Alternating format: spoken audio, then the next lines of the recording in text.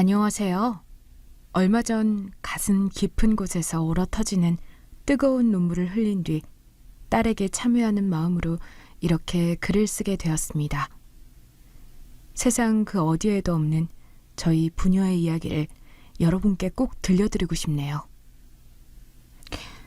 가슴 절절하고 그 누구에게도 말하지 못한 저의 비밀 이야기 끝까지 들어주시길 부탁드립니다. 저희 아버지께서 관광버스 사업을 하셨어요. 그 덕에 저는 어릴 때부터 부족함 없이 자랐습니다. 사고 싶은 건 다 살 수 있었고요. 항상 물건 같은 것도 가장 비싸고 좋은 것을 이용했습니다. 그 시대에 거의 100억에 가까운 자산을 형성하신 아버지 덕분이었죠.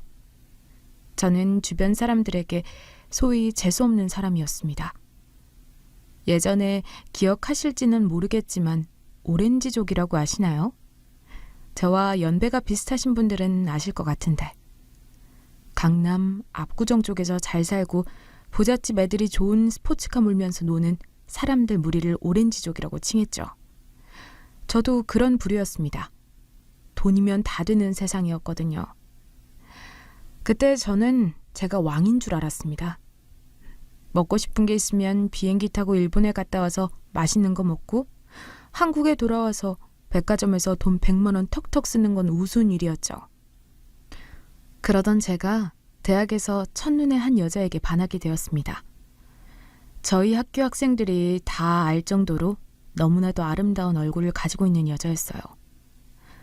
그런 그녀는 저에게 관심이 없었죠. 아무래도 이쁜 여자니까 주변에 잘생기고 키 큰 남자들이 많이 있는 듯 싶었어요. 저는 돈으로 그녀의 환상을 샀습니다. 백화점에서 비싼 주얼리들을 사서 바치기도 했고요. 일부러 아파차 빌려서 수업이 끝난 그녀를 데리러 가기도 했죠. 그러면 그녀는 주변 사람들의 시선에 어깨가 한껏 올라가 보이는 듯 했습니다. 나도 이제는 당신이 좋아요. 저의 애정 공세에 그녀도 마음의 문을 활짝 열었습니다. 저희는 결혼을 하게 되었고 허니문 베이비를 가지게 되었어요. 신혼집도 그 당시 비싸기로 소문난 압구정 아파트였고요.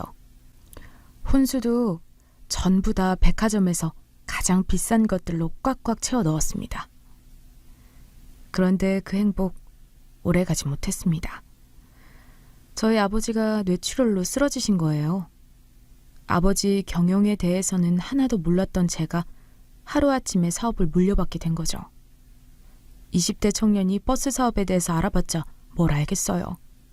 저는 아버지 밑에서 일하시던 분께 많은 의지를 했습니다.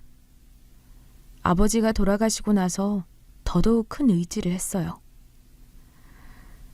내가 너희 아버지 덕분에 우리 가족들이 다 먹고 살게 되었단다.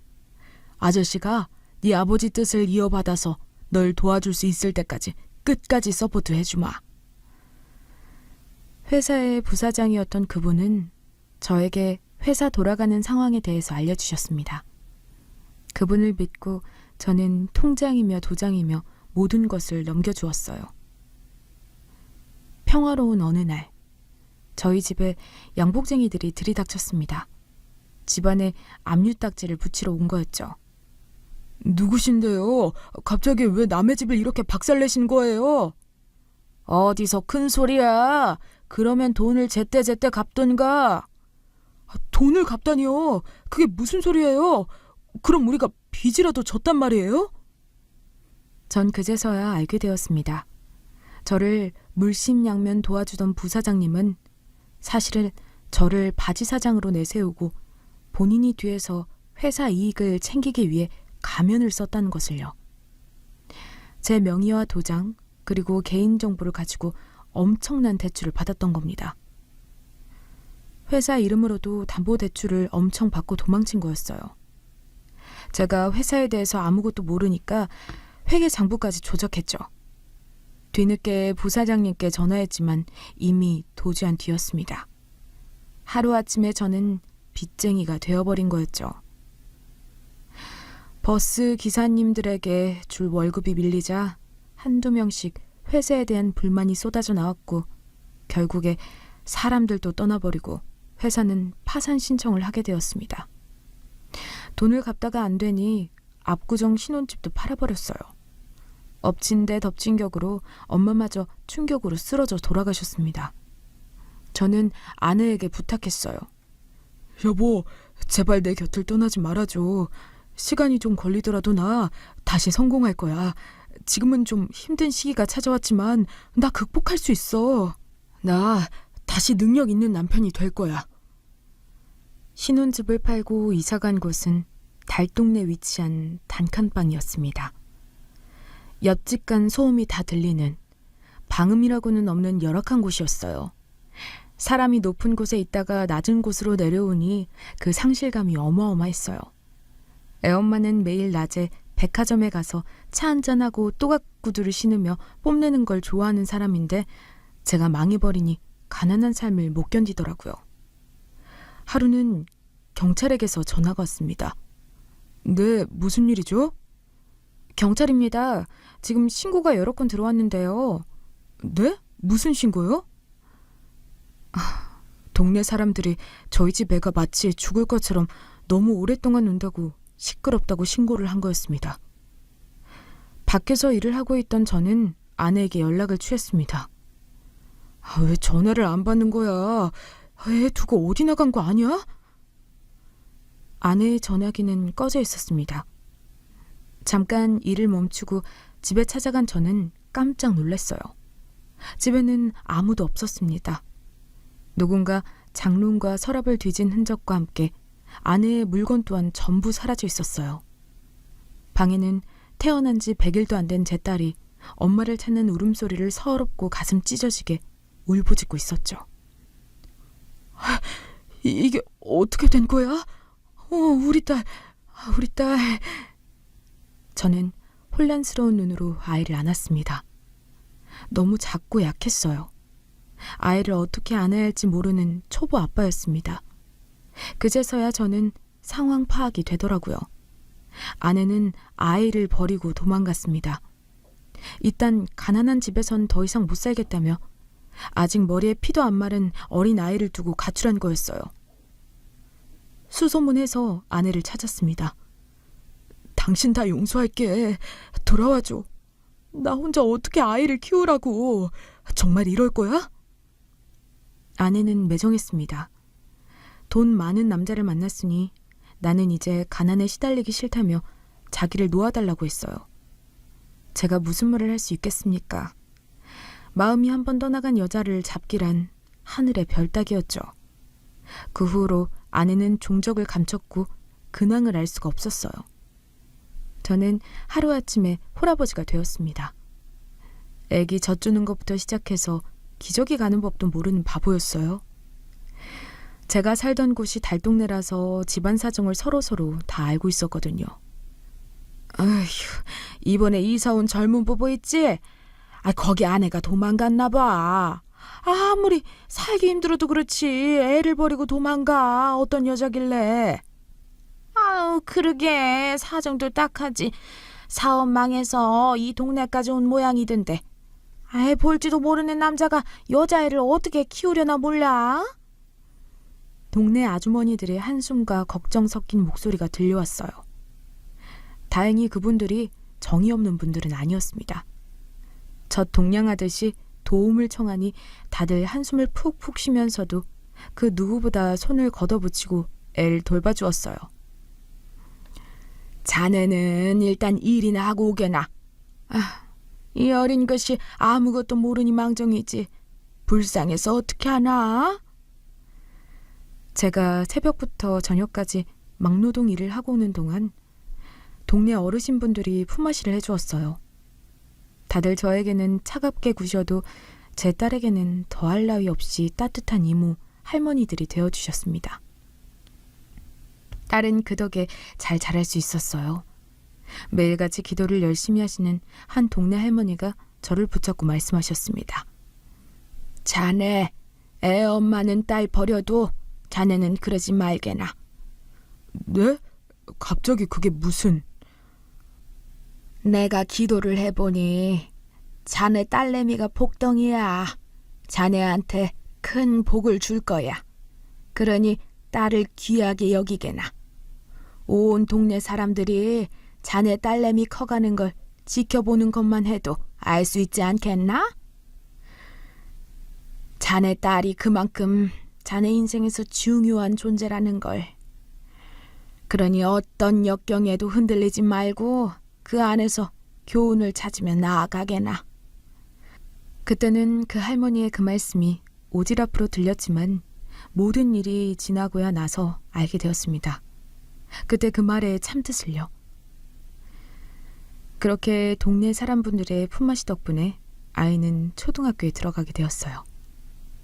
아이가 말을 하고 혼자서 자기 앞가림을 할 수 있을 나이가 되니 너무 이쁘더라고요.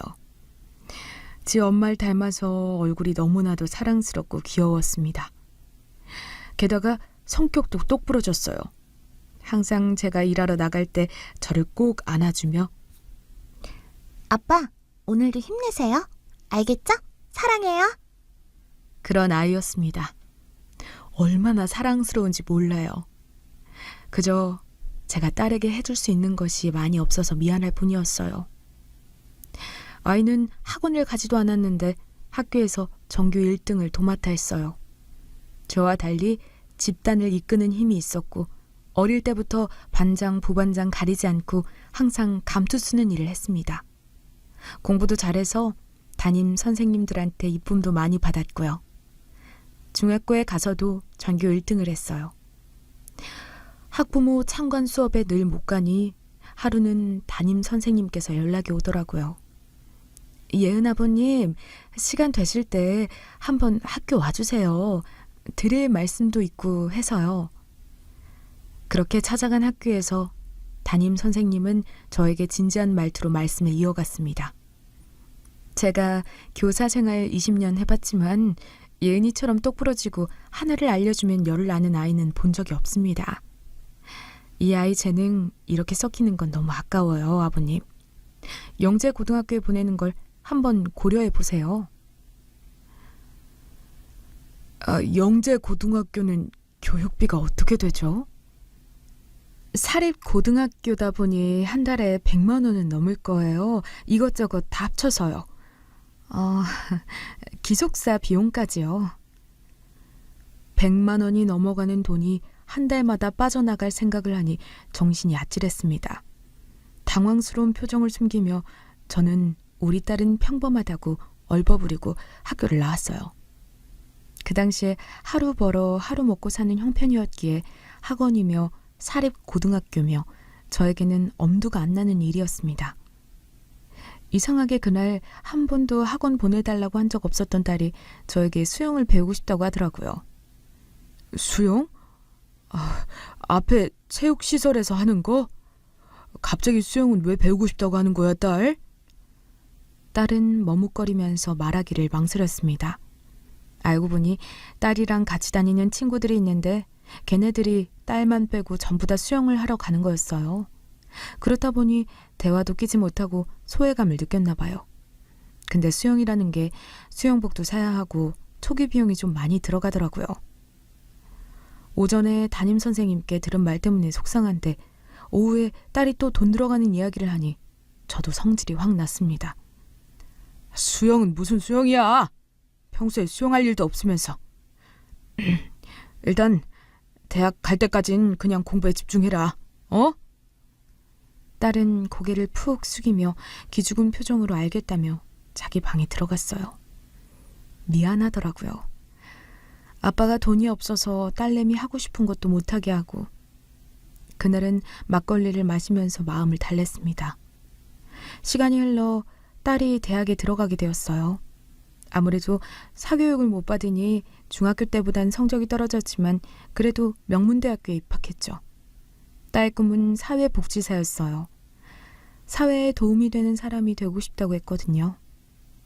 사회복지학과에 입학한 딸은 열심히 대학 생활을 했습니다. 넌 요즘 많이 바쁜가 보다. 아빠가 딸내미 얼굴 보기가 참 힘들어. 그치? 요즘 시험기간도 시험기간인데 내가 대학 연합 봉사 동아리를 들어가서.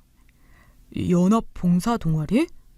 응, 연합 봉사 동아리라고 그 서울권에 있는 대학생들 중에 봉사에 관심 많은 애들끼리 모여서 봉사하는 동아리야. 내가 거기서 부회장 역할을 맡았거든. 딸은 역시 대학에 가서도 리더 역할을 도맡아 했죠. 너무 열심히 사는 딸을 보며 한편으로는 안쓰럽기도 하고 대견하기도 했습니다. 용돈 한 푼 넉넉하게 주지 못하는 아빠의 주머니 사정이 한스러울 뿐이었어요. 누구나 대학을 들어가면 놀고 술 마시고 싶을 텐데 딸은 알바를 해서 모은 돈으로 봉사하고 기부를 하니 제 젊은 날이 반성되었습니다. 20살의 저는 오렌지족처럼 차 타고 술 마시고 놀고 돈을 펑펑 쓰기 바빴거든요. 동네 할머니의 말씀처럼 딸은 저를 돌아보게 만들고 지난날의 저를 반성하고 더더욱 좋은 사람이 될 수 있도록 만들어주는 귀인 같았습니다. 어느 날 딸이 누워있는 저에게 갑자기 말을 걸더라고요. 아빠, 나 이번에 2박 3일로 강원도 놀러 가. 뭐 돈 달라는 건 아니고 그냥 집 비울 거니까 알고 있으라고. 강원도? 갑자기 웬 놈의 강원도야? 설마 남자랑 가는 거 아니지? 남자는 무슨, 아빠도 참 짓궂어. 봉사 동아리 있잖아. 저번에 내가 말한. 거기서 신입생들 MT 간대. 내가 부회장이니까 나도 가야 하거든. 거기서 수박도 먹고 계곡에서 놀고 사람들이랑 친해지려고. 알겠어. 조심해. 알겠지? 항상 안전이 최우선이야, 우리 딸. 걱정 마. 딸이 워낙에 똘똘하니까 알아서 잘 할 거라는 마음에 큰 걱정이 안 되었습니다. 그런데 그 다음날 잠깐 현장에서 일을 하다가 밥을 먹고 선점에 든 저는 이상한 꿈을 꿨어요. 제가 산속에서 길을 잃었는데 딸이 준 나침판을 들고 빛을 향해 길을 찾아가고 있었거든요. 그때 갑자기 산사태가 나면서 제가 흙더미에 갇혔습니다. 안간 힘으로 탈출한 저는 손에 있던 나침판을 잃어버리게 된 거였죠. 대성통곡을 하며 잠에서 깼어요. 그냥 별거 아닌 꿈 같은데 이상하게 기분이 너무 안 좋은 겁니다. 그날 태양빛 쨍쨍하게 내리쬐는 날이었는데 몸이 서늘하더라고요. 딸에게 연락해서 아빠가 안 좋은 꿈을 꿨으니 MT 안 가면 안 되겠냐고 물었습니다. 아빠 어제 막걸리 마시고 라디오 틀고 잤지? 그래서 그런 꿈 꾼 거야. 뉴스 틀고 자면 당연히 그게 기억에 남아서 꿈에 나오지. 개꿈이니까 의미 부여하지 마세요. 나 부회장이라서 안 갈 수가 없어. 조심히 잘 놀다 올 테니까 걱정 마. 그래, 네 말이 맞다. 알겠어. 아빠 믿는다. 그렇게 일주일 뒤 딸은 가방을 싸서 강원도로 내려갔어요. 딸을 데리러 온 친구들 얼굴을 보니 근심을 덜 수 있었습니다. 다들 선하고 착해 보였거든요. 이튿날이었을까요? 딸이 서울로 돌아오는 날이었어요. 그날 아침 저는 일찍 현장에 나가서 일을 하고 있었는데 반장님이 막 달려오는 겁니다. 아우, 자네 뭔 급한 전화가 오는가 봐. 아까부터 전화가 10통이 넘게 계속 울려. 좀 받아보게나. 혹시 모르니. 부재중이 18통이 찍혀 있었어요. 순간 기분이 이상했습니다. 심장이 벌렁벌렁했어요. 여보세요? 누구시죠? 김신처님 맞으시죠? 따님분이 지금 크게 다쳐서 영동 장신병원 응급실에 있거든요. 보호자님, 빨리 좀 와주세요. 네? 제가 깜짝 놀라며 소리를 지르자 현장에 있던 사람들이 전부 일제히 저를 쳐다보았어요. 전화를 끊고 털썩 주저앉으니 반장님께서 자네 왜 그러게나? 무슨 일이야? 무슨 일이 생긴 게야? 딸이 크게 다쳤대요. 응급실에 있대요. 어디 병원? 어디? 반장님은 바로 차를 가져와서 저를 태우고 딸이 있는 병원으로 데려갔습니다. 미친 사람처럼 딸 이름을 소리쳐 부르며 병원으로 뛰쳐나갔어요. 응급실에 도착한 저는 예은이, 내 딸 예은이 어딨어요? 간호사가 놀라서 저를 응급실 안쪽으로 데려갔습니다. 의료진 10수명이 둘러싸여 있는 제 딸이 의식을 잃은 채 침대에 누워 있었죠. 어떻게 된 일이에요? 제 딸이 왜 여기 있는 거냐고요? 눈물을 펑펑 쏟아내며 울었습니다. 그때 한 아이가 저에게 자초지종 설명하더라고요. 죄송합니다. 다 저희 때문에 예은이가. 들어보니 기가 찼습니다. 서울로 돌아가는 날 아침, 동아리 회장이라는 사람이 계곡에서 좀 더 놀고 싶다며 물에 들어갔나 봅니다. 근데 안쪽에 펜스가 쳐져 있는 깊은 곳까지 들어갔나 봐요. 동아리 부원 애들이 밖에서 그걸 보고 형 들어오세요, 거기 위험해요 소리쳤고, 그 회장이 다시 얕은 물가로 헤엄쳐 나오려는 순간 다리에 쥐가 나서 물 안으로 빠진 겁니다. 깜짝 놀란 부원들은 숙소에서 뒷정리를 하고 있던 부회장인 제 딸에게 가서 상황을 알렸고, 딸이 깜짝 놀라 계곡으로 나간 거였어요. 주변에 있는 애들은 119에 신고하고, 산속 깊은 곳이라 구조대원이 바로 안 오니 딸이 울면서 겉옷을 벗고 물에 뛰어든 겁니다. 수영도 못하는 딸이 사람 살리겠다고 내 눈앞에서 사람 죽는 꼴 못 보겠다며 목숨 걸고 들어간 거였어요. 상대는 남자였습니다. 딸을 보자마자 그 아이는 자기 살겠다며 딸의 발을 잡고 물을 먹은 거고, 정신을 잃으며 딸도 함께 그 힘에 빨려 들어가 물속으로 들어간 거였습니다. 애들이 발을 동동 구르고 딸과 그 회장이란 애도 물속에 빠져 물가가 잠잠해지니 그제서야 119 구조대원이 와서 저희 딸과 그 아이를 꺼낸 거였습니다. 이미 애들은 의식이 없었고요. 인공호흡을 하며 응급실에 간 거였습니다. 딸이 죽을까봐 무서워서 하늘을 향해 울부짖었어요. 이렇게 착한 내 딸 데리고 가면 나는 하늘을 원망할 거라고 하면서요. 일주일 뒤 그 회장이란 아이는 의식을 되찾았어요. 저온 산소 치료를 받으며 뇌 손상은 왔지만 깨어난 게 너무 부럽더라고요. 그래도 그 아이 덕에 제 딸에 대한 희망은 놓지 않았습니다. 곤히 잠을 자는 것처럼 보이는 예은이의 귓가에 대고 속삭였어요. 예은아, 아빠는 너 없으면 못 살아. 아빠 기다린다. 아빠는 너 깨어날 때까지 1000시간이고 10,000시간이고 기다릴 거야. 꼭 일어나자. 응? 저의 간절한 염원에도 불구하고 딸은 1년간 거의 뇌사 상태로 병원에 누워 있었습니다. 소식을 들은 딸의 대학 친구들과 달동네 할머니들, 그리고 제가 근무하는 현장 사무소 직원분들도 딸을 위해 기도하러 오셨어요. 이렇게나 많은 사람들이 딸을 위해서 한마음 한뜻으로 기도하는데, 하늘이 이를 외면하면 정말 절망스러울 것 같았습니다. 그런데 그 기도가 통했나 봐요. 손 하나 까딱 움직이지 않았던 딸의 손가락이 까딱 움직인 겁니다. 간호사님, 의사님, 딸 손가락이 움직였어요. 검지손가락이 미세하게 움직였다고요. 의료진들도 놀랐습니다. 발가락도 조금씩 반응을 보였어요. 의학적으로 불가능한 일이라며 의사들도 주의 깊게 바라보았습니다. 하지만 그 뒤로 시간이 흘러도 차도는 없었어요. 기약 없는 딸의 상태에 저도 점점 마음이 많이 힘들어졌습니다. 물을 너무 많이 먹었고 10분 이상 뇌에 산소 공급이 안 됐기 때문에 지금 숨이 붙어 있는 것도 사실상 기적이라고 하더라고요. 그러다가 갑자기 딸의 상태가 악화되었습니다. 숨이 불규칙적으로 변했고 몸에 있는 염증 수치도 급격하게 올라갔어요. 의사는 종종 뇌사 환자들은 장기나 몸의 기능이 제대로 활동하지 못해서 상태가 급격하게 안 좋아지기도 합니다. 저희는 지금 따님분 일주일 정도 보고 있어요. 그러니 마음의 준비를 하시길 바랍니다.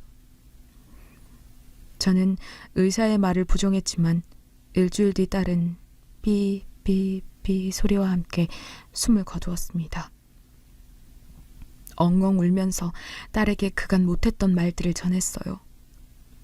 우리 딸 너무 미안하다.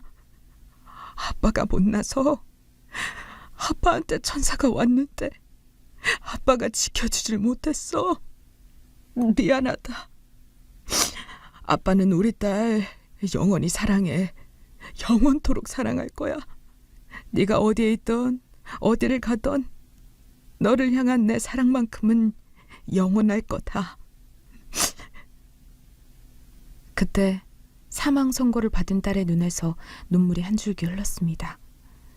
임종을 지켜보던 모두가 깜짝 놀랐어요. 의사는 종종 이런 일들이 있지만 흔하지 않다고, 의학적으로 설명할 수 없는 현상인 것 같다고 하더라고요. 죽은 딸의 영혼이 제 말을 마치 들은 것 같았습니다. 그렇게 저희 딸은 물에 빠진 친구를 살리고 세상을 떠났습니다. 장례식을 준비했어요. 갓 20살 된 딸아이의 장례를 준비한다는 게 얼마나 황망하고 가슴이 미어지는 일인지 그때 알게 되었습니다. 딸이 죽으면 상복도 입지 않는다고 하죠. 좋은 일이 아니기 때문이에요. 장례식장에 사람들이 한둘씩 찾아왔습니다. 딸이 그간 얼마나 인생을 야무지게 살았던지 알 수 있는 대목이었어요. 대학교 친구들과 초중고 사람들로 빈소가 인산인해를 이루었습니다. 다들 어떻게 이렇게 착하고 선한 사람을 하늘은 빨리 데리고 갈 수 있냐고 말도 안 된다면서 가슴을 치고 저와 함께 슬퍼해 주었습니다. 입간을 마친 그날 밤 저녁 늦게 어딘가 익숙한 얼굴이 빈소 안으로 들어오는 겁니다. 자세히 보니 20년 전 딸을 낳고 도망간 애엄마였어요. 깜짝 놀란 저는 그 여자를 보고 화를 냈습니다. 당신이 여기가 어디라고 와? 어떻게 안 거야? 애 죽은 건. 내가 제발 애 옆으로 돌아오라고 사정하고 무릎 꿇고 애원해도 본 척도 안 하더니 이제야 온 이유가 뭐냐고. 내가 내 딸 장례식에 온다는데 그게 그리 문제야 당신은? 나도 슬퍼. 사람이라고. 딸이 죽으면 슬픈 게 당연한 거 아니야? 라며 제 딸 영정사진을 어루만지며 대성통곡을 했습니다. 우리 딸, 가여운 우리 딸. 좋은 집에서 태어나 행복하게 살았어야 했는데 못난 엄마 만나서 이렇게 일찍 세상을 떠나는구나. 얼마나 한이 많을까. 아이고, 하늘도 너무하지. 너무해. 정말 세상 구슬프게 울더라고요. 그 순간에는 저도 애엄마에 대한 원망을 집어넣었습니다. 그녀도 사람이었구나 싶더라고요. 발인 전날 그녀는 여전히 딸의 빈소를 지켰어요. 발인하기 전에 잠깐 눈을 붙이고 온 그때 빈소 뒤 주차장에서 큰 소리로 전화통화하는 아내가 보였습니다. 아, 그러게 말이야. 사망보험금 몇 억 나온다는데 자세한 사항은 나도 몰라. 일단 받아봐야 알지. 아는 변호사한테 말하니 내가 친권이 있어서 무조건 사망보험금 받을 수가 있다네. 그리고 사고 사니까 당연히 보험금이 나오겠지. 자살도 아니고. 그래. 잘 해결되면 내가 명품백 살게. 아이고, 딸 낳은 게 이렇게 도움이 될 줄은 몰랐네. 뭐? 매정하다고? 어우, 새삼스레. 돈 앞에서 안 웃을 사람이 어딨어? 헛소리 하지 말고 알겠어. 일단 끊어. 아내가 누군가와 통화를 하는 소리였어요. 충격적이었습니다. 어쩐지 소름이 끼치더라고요. 화가 난 저는 아내에게 말했죠. 당신 딸 사망보험금 때문에 장례식장 지킨 거야? 당신이 그러고도 사람이야? 어쩐지. 그래, 당신이 진짜 딸을 생각했으면 물에 빠져서 사경 헤매고 있을 때 내가 전화를 안 받아서 경찰이 당신한테 전화를 했다는데 내 딸 아니라고 모르는 일이라면 끊었다며. 당신은 여전해. 변하지를 않아. 저는 악을 쓰며 아내에게 화를 냈습니다. 그녀는 딸을 버리고 부잣집 남자에게 가서 이미 살림을 차리며 저희 부녀를 거들떠도 보지 않았어요. 돈 나올 구멍이 생기니 홀라당 와서 돈 빼먹으려고 뱀혀를 내밀고 있었던 거죠. 저는 아내가 빈소에 들어오는 걸 막아섰습니다. 당신 같은 여편네가 옆에 있으면 내 딸이 이승을 마음 편하게 떠나지도 못할 것 같으니 썩 나가. 아, 진짜 뭐 하는 거야? 그래, 이렇게 나온단 말이지. 나도 딸에 대한 권리가 있어. 내가 친모인 게 변할 것 같아? 내 눈에 흙이 들어가도 당신한테 내 딸 사망보험금 한 푼도 안 내줄 거니까 당장 나가.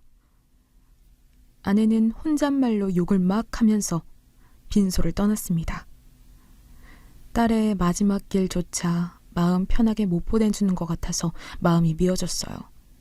끝까지 나쁜 아빠가 된 것만 같았습니다. 다 제가 못나서 벌을 받는 것 같더라고요.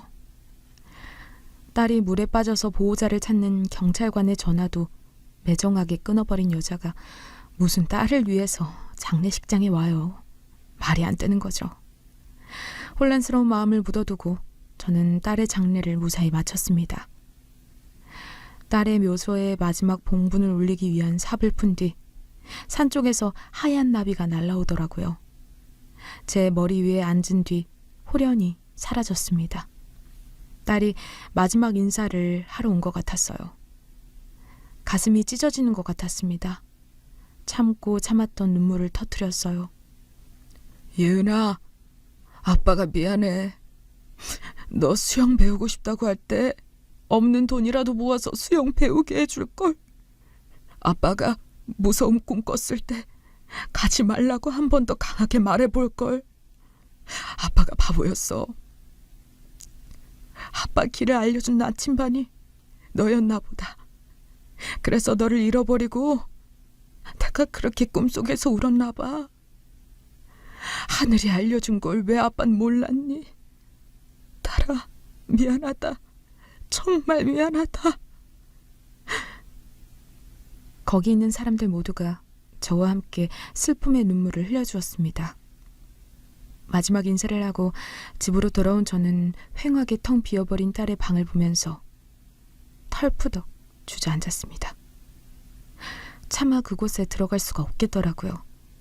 가슴이 찢어질 것만 같았죠. 그러다가 갑자기 딸 사망보험금 생각이 났습니다. 예전에 제가 잘 살 때 보험하는 친구가 연락이 와서 사망보험금 이것저것 들어놓은 게 있었거든요. 친구 전화번호를 찾아보려고 했는데 안 보이는 겁니다. 불안한 마음에 저는 네이버에 자녀 사망보험금 친권 소송을 검색해 보았어요. 여러 기사가 뜨더라고요. 유명 연예인부터 시작해서 여러 가지 사람들 사연이 있었습니다. 애를 버리고 수십 년간 나타나지 않았던 친모나 친부가 사망보험금을 타기 위해 소송을 했고 소송 결과 거의 다 승소했더라고요. 대한민국 현행법상이 그랬습니다. 아무래도 자식을 버리고 갔어도 친권이 있으면 보험금을 받을 수 있는 구조였어요. 가슴이 턱 막히더라고요. 예감이 안 좋았습니다. 제가 돈 욕심이 있는 게 아니라 그냥 딸의 사망보험금을 애 엄마한테 넘겨주기가 죽도록 싫었습니다. 딸 사망 신고를 하고 여러 가지 법적 처리를 하고 있을 때쯤 보험사에서 연락이 왔어요. 뜻밖의 소식이었습니다. 깜짝 놀랐어요. 사망보험금 수익자가 법정 상속인이 아니란 연락이었습니다. 네? 그럼 누구로 되어 있는 거예요? 알고 보니 상속인이 저로 되어 있었던 거예요. 저는 생각지도 못한 이야기에 너무 놀랐어요. 수소문에서 처음 저에게 보험을 권유했던 친구 연락처를 알아냈고 전화를 했습니다. 오랜만에 전화했는데 슬픈 이야기해서 미안하다. 딸이 죽었어. 근데 딸 버리고 도망간 애엄마가 와서 사망보험금을 달래. 수익자가 법정 상속인이 아니라 나로 되어 있는데 이거 네가 해준 거야? 뭐라고? 딸이 사망했다고? 연락이 끊겨서 몰랐네. 미안하다. 장례식장도 못 가고.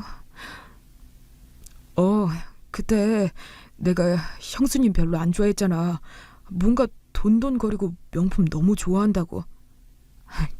나는 보험 일을 워낙에 오랫동안 해왔으니까 별의 별일을 다 보고 혹시 몰라서 그냥 너만 1순위 수익자로 해놓고 2순위로 법정 상속인을 설정했는데 일이 이렇게 흘러가게 될 줄 꿈에도 몰랐네. 야, 정말 고맙다. 네가 은인이다. 알고 보니 제 친구가 수익자를 제 단독 명의로 설정해둔 탓에 아내가 제 딸의 보험금을 노리지 못하게 된 거였습니다. 정말 상상도 못하던 결과였어요. 눈물이 나더라고요. 아내는 소식을 알고 노발대발했죠. 말도 안 되는 소리 하지 말라고 하면서요. 결국 변호인단을 데리고 아내는 소송을 했습니다. 하지만 칼로 물베는 싸움이었어요. 어차피 1순위가 법정 상속인이 아니었기 때문에 이길 수 없는 싸움이었죠. 그걸 알면서도 저를 괴롭히기 위해 소송을 건 거였습니다. 나도 문제지만 당신도 문제야. 돈에 대한 욕심을 이제 그만 좀 버려. 아무리 돈이 좋다고 해도 물에 빠진 딸내미 사망보험금을 가지겠다고 소송하는 게 사람이 할 짓이냐? 아내는 자기 분에 못 이겼는지 딸의 사식구제에 찾아와서 깽판을 부렸습니다. 상 뒤엎고 난리도 아니었어요. 스님들이 찾아와서 아내를 제지했고요. 딸에게 끝까지 못 볼 꼴 보여주는 것 같아서 가슴이 아팠습니다. 결국 2심에서 최종 패소, 항소가 받아들여지지 않았고 아내는 종적을 감추었습니다. 저는 사회복지사가 되어서 세상의 빛과 소금이 되고 싶다는 딸의 뜻을 받아들여 딸의 사망보험금을 사회를 위해 쓰기로 마음먹었어요. 비영리 단체를 만들어서 그 돈을 사회의 소외계층에 힘이 될 수 있도록 신경 쓰고 노력했습니다. 사식구제 이후에 딸의 방에 조심스럽게 들어가서 짐 정리를 하며 딸이 그간 써온 일기장을 펼쳐보았거든요. 나는 커서 꼭 세상에 도움이 되는 사람이 될 거다. 내가 어렸을 때 우리 아빠가 엄청 힘들었는데 동네 할머니 이모들이 내가 크는 걸 도와줬다고 들었다. 아마 그 할머니와 이모들의 도움과 헌신이 없었으면 나는 지금 이렇게 잘 클 수 없었을 거다. 내가 어릴 때 받은 이 사랑을 세상에 전달하고 싶다. 그게 나의 꿈이다. 꼭 이 꿈을 이루어야지. 돈이 많이 생긴다면 기부하고 그 돈으로 세상에 사랑과 빛을 주고 싶다. 일기장을 본 저는 저보다 성숙한 딸의 생각을 알고 너무나도 큰 반성을 했습니다. 돈돈거리던 나의 젊은 날에 비해 딸은 너무나도 아름답고 성숙하게 자랐으니까요. 그래서 저도 반성하며 딸의 뜻을 이어받아 사회에서 봉사를 하기 시작했어요. 주말마다 종로 3가 쪽에서 밥차 봉사를 하고 밥차가 원활하게 운영되기 위해 여러 가지 후원을 시작했습니다. 봉사를 하니까 마음이 편해지더라고요. 아버지가 살아계시고 사업이 잘 되어서 돈을 펑펑 쓰며 여자도 만나고 뇌 잘난 맛에 살았던 때와는 비교도 안 되는 행복감과 충만감을 느꼈습니다. 그때는 아무리 돈이 많았어도 어딘가 공허하고 마음이 허했는데 봉사를 하고 타인에게 도움을 주면서 연결감을 느꼈기에 더 이상 외롭지도 않고 마음이 행복했어요. 그렇게 10년이라는 세월이 훌쩍 흘렀습니다. 그날도 마찬가지로 일을 하고 돌아와 고된 몸을 이끌고 냉장고에서 반찬을 꺼내 쓸쓸하게 밥을 먹던 참이었어요. 초인종이 울리며 누가 문을 두들기는 겁니다. 보니까 등기로 편지 한 장이 왔더라고요. 발신자의 이름은 김예은이었어요. 김예은? 죽은 내 딸이 어떻게 편지를 보냈지? 저는 깜짝 놀랐습니다. 제주도에서 온 편지였어요. 누가 장난을 친 건가? 싶은 마음으로 편지지를 열어본 순간 전 정말로 이 편지가 10년 전에 죽은 제 딸에게서 온 것이라는 것을 알고 펑펑 울었습니다. 아빠, 잘 지내지? 나 예은이야. 지금 수학여행 와서 이렇게 아빠한테 편지를 썼어. 아빠도 돈 없고 힘들 텐데 나 마지막 고등학생 수학여행 보내준다고 이렇게 도와줘서 너무 고마워. 아빠랑 동네 할머니들 덕분에 사랑 많이 받고 클 수 있었어. 나 너무 행복해. 그리고 예전에는 엄마가 너무 미웠는데 이젠 엄마도 이해가 돼. 그러니까 아빠도 엄마를 용서해. 그러면 아빠 마음도 편할 거야. 엄마도 말 못할 사정이 있었을 거니까. 이 편지가 도착할 때쯤 나는 훌륭한 사회복지사가 되어서 사람들을 도와주고 있겠지? 그때쯤 엄마도 다시 만나서 다시 이야기해보고 싶다. 어쨌든 여기서 편지 마칠게. 아빠, 내가 정말 정말 많이 사랑해요. 딸이 10년 전 간 수학여행에서 미래우체통이라는 지자체에서 운영하는 편지 시스템을 통해서 저에게 편지를 쓴 거였어요. 10년 뒤에 편지를 배달해준다는 미래우체통 사업이었죠. 생각지도 못한 딸의 편지에 그간 잊고 지냈던 딸에 대한 애틋함과 봉사정신이 확 올라왔습니다. 혼자 사는 인생이 무료하고 많이 힘들어서 우울증이 왔던 때였거든요. 이따금씩 죽고 싶다는 생각을 하기도 했고요. 그 편지를 받고 다시 잘 살아가야겠다는 마음이 올라왔습니다. 있는 돈 없는 돈 다 끌어모아서 밥차를 한 대 사서 운영하기 시작했습니다. 전국 8도를 돌아다니며 봉사하기 시작한 거죠. 다행히 저의 사연을 알게 된 여러 업체에서 후원이 들어왔고 저는 일을 완전히 그만두고 봉사하는 데만 전력을 쏟았습니다. 어떤 지역에 가서 봉사를 하는데 멀리서 허름해 보이는 노인네가 오더라고요. 뭔가 익숙한 모습이었습니다. 어디서 많이 본 얼굴인데 누구지? 옆에 있던 봉사자에게 반찬 푸는 걸 맡기고 그 노인에게 다가갔습니다. 얼굴을 자세히 본 순간 저는 깜짝 놀라 뒤로 자빠질 뻔했어요. 제 아내였습니다. 그간 얼마나 고생을 많이 한 건지 완전 폭삭 늙어 있었어요. 그녀도 저를 알아본 듯 했죠. 창피하고 그런 자신의 모습이 수치스러웠던 건지 숨으려고 하는 겁니다. 당신 나 기억하지? 예은이 아빠. 당신이 어떻게 여기 있어? 당신 그간 어떻게 살아온 거야? 알고 보니 보험금 소송 패소를 하고 여러 군데에서 사기를 치고 돌아다녔나 봐요. 아내도 사치스러운 인생을 살았고 돈이 떨어지니 어떻게든 불법적인 방법으로 돈을 모은 거였죠. 그 때문에 소송을 당했고 사기죄로 복역을 했나 봅니다. 같이 살던 남편도 아내를 버렸고 출소하고 나서 완전히 혼자가 된 아내는 전국을 돌아다니며 노숙자 생활을 한 듯 보였어요. 나 당신한테 화내려고 온 거 아니야. 초라해진 당신을 보고 손가락질 하려고 온 것도 아니고. 예은이가 당신 용서하래. 예은이는 엄마를 이해한대. 그런 애야. 지 버리고 도망간 엄마도 용서하는 게 예은이라고. 그런 애가 꿈이 이 세상을 위해서 봉사하는 거라는데 당신도 계속 이렇게 살 거야? 제가 이야기를 꺼낸과 동시에 아내는 짐승처럼 참회의 눈물을 흘리기 시작했습니다. 본인도 너무나도 후회가 된다고 하더라고요. 지난날까지는 너무 돈, 물질에만 미쳐 살아왔고 그게 인생을 망가뜨렸다고 하면서요. 저는 아내를 손가락질하지 않았습니다. 그저 꾹 안아주었어요. 저도 20대 때까지만 해도 무력에 미친 사람이었고 사람들에게 본의 아니게 상처를 줬으니까요. 같은 죄인의 심정으로 아내를 사랑으로 대해주고 싶었습니다. 10년 전 예은이가 보낸 편지를 아내에게 건네주었고 그걸 본 아내는 예은아, 엄마가 너무 미안하다. 너무 늦게 사과를 하네. 미안해 예은아. 미안하다. 뜨거운 눈물을 흘리며 용서를 빌었습니다. 저와 함께 예은이가 있는 산소에 가서 인사를 했어요. 그 모습을 예은이도 바라봤나 봐요.